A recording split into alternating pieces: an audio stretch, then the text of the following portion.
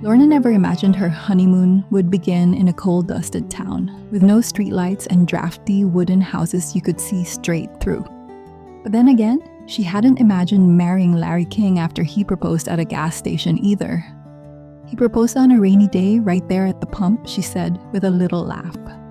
A week later, we were married, and 4 months after that, we were in Beckley, West Virginia, living in a black neighborhood where nobody quite knew what to make of us.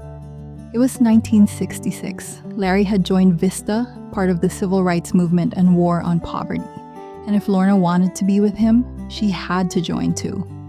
If I was going to be married to him and go with him, I needed to follow the same path, she said.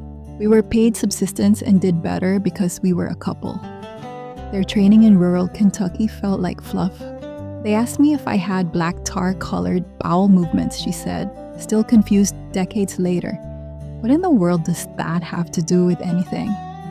When they arrived in Beckley, the real work began. No paved roads, no street lights. The houses were gray, weathered, looked like old sheds. You could see right through from the front door to the backyard. Coal dust settled on everything. Heat came from old stoves. Maybe that's why they had clothes piled everywhere. I don't know how they stayed warm.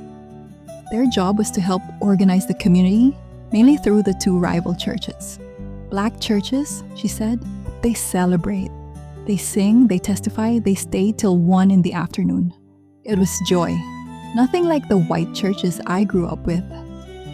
One moment stuck with her, a little boy handing out visitor ribbons.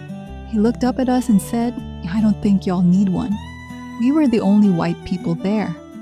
They found friendship in Miss Hudson, an older, nearly blind woman who welcomed them in like family. She wanted to be that baby's grandmama, Lorna said softly. I lost that baby. I never told her. It would have broken her heart. They lived in the Nanny Burroughs home. We couldn't find a place to rent because we were white, she explained. That house had a kitchen, a bedroom, the basics, but nobody told us about the women who came every Saturday morning to do hair on the back porch. One morning, Larry walked out in his boxers and found them all waiting there.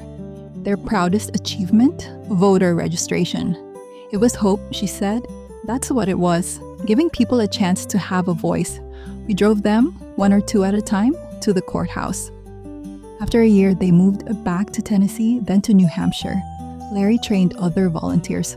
Lorna worked fixing up apartments in public housing, but Beckley stayed with her. I wasn't on the same page as Larry when we started, she said, but I went with him, I showed up, I did my best, and looking back, I think it changed me. It opened my eyes. I saw things I'd never have seen otherwise, and I'm glad I didn't miss it.